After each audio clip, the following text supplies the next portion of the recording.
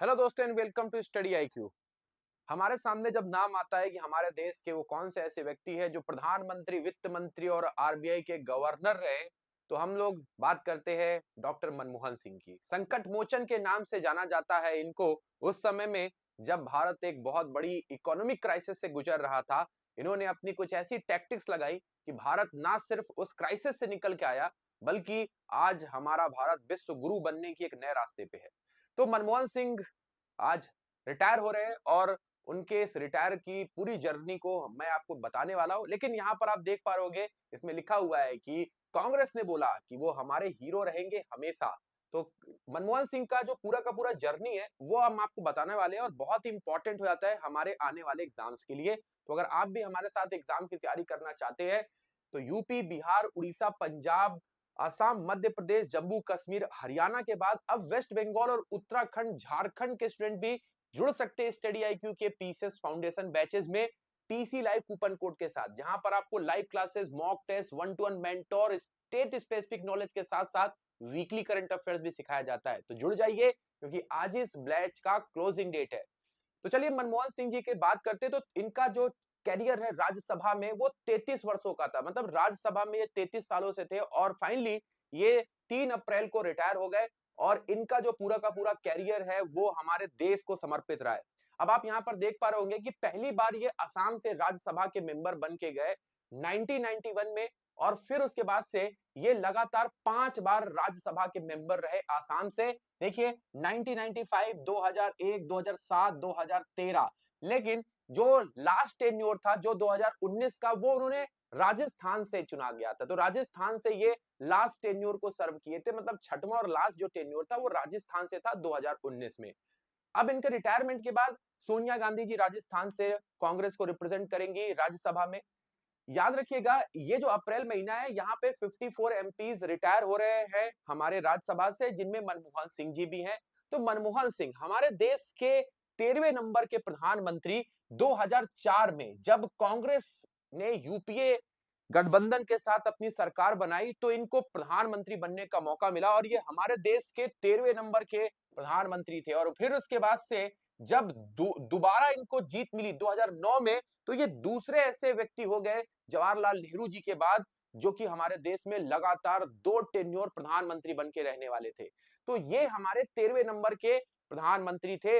इनकी जो उपलब्धियां हैं वो सिर्फ प्रधानमंत्री के तौर पे नहीं, आप देखिए इनका जो जन्म है वो सिंध क्षेत्र में पाकिस्तान में हुआ और फिर ये विभाजन के बाद हमारे इंडिया में आ गए और इन्होंने पंजाब यूनिवर्सिटी से ग्रेजुएशन किया और वहीं से इन्होंने पीजी किया। फिर उसके बाद से कैम्ब्रिज यूनिवर्सिटी में चले गए जहां पर इन्होंने पीएचडी की पढ़ाई की और ऑक्सफोर्ड से इन्होंने डीफिल की उपाधि ली। अब आप देखेंगे ये भारत में आते हैं और भारत में ये पढ़ाना शुरू करते हैं, पहले पंजाब यूनिवर्सिटी में और फिर दिल्ली स्कूल ऑफ इकोनॉमिक्स में ये प्रोफेसर रहे। मतलब इकोनॉमिक्स की बहुत डीपली जानकारी इनके पास थी। सरकार ने इनके इस पूरे नॉलेज का सही इस्तेमाल करने के लिए इनको 1966 से लेकर के 1969 के दौरान संयुक्त राष्ट्र के सम्मेलन में आर्थिक मामलों के अधिकारी के तौर पर इनको भेजा। तो ये हमारे 1966 से 69 के दौरान, मतलब 66 से 69 के दौरान ये हमारे आर्थिक मामलों के अधिकारी के तौर पे यूएन भेजे गए। अब उसके बाद से इनका पहली बार हमारे मिनिस्ट्री में पदार्पण होता है जब ये हमारे कॉमर्शियल एवं ट्रेड मिनिस्ट्री के अंतर्गत ये हमारे इकोनॉमिक एडवाइजर बनते हैं। 1971 में ये इकोनॉमिक एडवाइजर बनते हैं, पहले हमारे कॉमर्स एंड ट्रेड मिनिस्ट्री के, और बाद में ये पहुंच जाते हैं अपनी बैटल फील्ड में, मतलब फिनेंस मिनिस्ट्री में पहुंचते हैं 1 साल के बाद 1972 में। लेकिन अभी ये मंत्री नहीं थे, अभी ये थे हमारे चीफ इकोनॉमिक एडवाइजर, मुख्य आर्थिक सलाहकार 1972 में। लेकिन इनकी जो सलाह देने की और जिस तरीके से काम करते थे, सभी जो हमारे बड़े नेता थे वो इनसे बहुत प्रभावित हुए और इनको एक और जिम्मेदारी दी गई 1982 में हमारे प्लानिंग कमीशन के वाइस चेयरमैन के तौर पे, क्योंकि चेयरमैन तो खुद पीएम होते हैं, तो वाइस चेयरमैन के तौर पे ये प्लानिंग कमीशन के चुने गए 1982 में। लेकिन इनका काम करने का अंदाज इतना निराला था कि अब इनको हमारे देश के जो सबसे बड़ी संस्थान है रिजर्व बैंक ऑफ इंडिया, उसके गवर्नर के तौर पे चुना गया। तो ये रिजर्व बैंक के गवर्नर बन गए और ये हमारे 15वें नंबर के रिजर्व बैंक के गवर्नर बने 15 नंबर के 1985 में। और फिर उसके बाद से ये प्रधानमंत्री के आर्थिक सलाहकार भी रहे।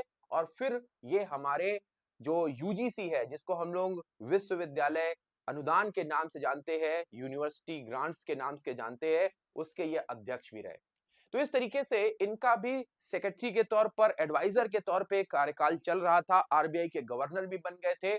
लेकिन अभी बारी थी इनका एक्टिव पॉलिटिक्स में एंट्री की, और वो होती है 1991 में, जब हमारे यहाँ पे नरसिम्हा गवर्नमेंट उस समय बहुत सारे इकोनॉमिक क्राइसिस से जूझ रही होती है। वो याद करते हैं हमारे आरबीआई के गवर्नर रह चुके मनमोहन सिंह जी को, और उनको आसाम से राज्यसभा का मेंबर बनाया जाता है। ये वो साल था जब वो पहली बार एक्टिव पॉलिटिक्स में इंटर किए, और इस दौरान वो हमारे राज्यसभा के मेंबर के साथ उस समय के हमारे क्या बन गए, वित्त मंत्री बन गए। और इन्होंने वो फेमस एलपीजी मॉडल है ना, लिबरलाइजेशन, प्राइवेटाइजेशन एंड ग्लोबलाइजेशन का नारा दिया, और भारत की कंपनियों को एक नया काम करने का जज्बा सिखाया।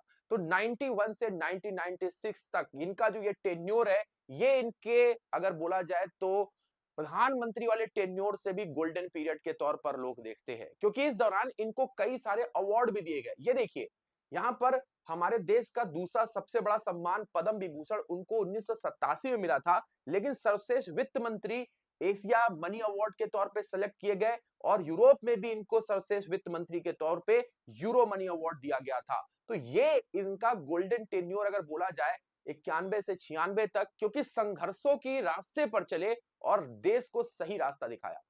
तो ये थे हमारे मनमोहन सिंह, जो कि वित्त मंत्री के तौर पर रहे और एलपीजी मॉडल लेकर के आए। लेकिन बात आती है, क्या सिर्फ ये रोज राज्यसभा में रहे? 95, 2001, 7, फिर 13 और असम में, और 2019 में राजस्थान से। क्या ये कभी लोकसभा का चुनाव नहीं लड़े?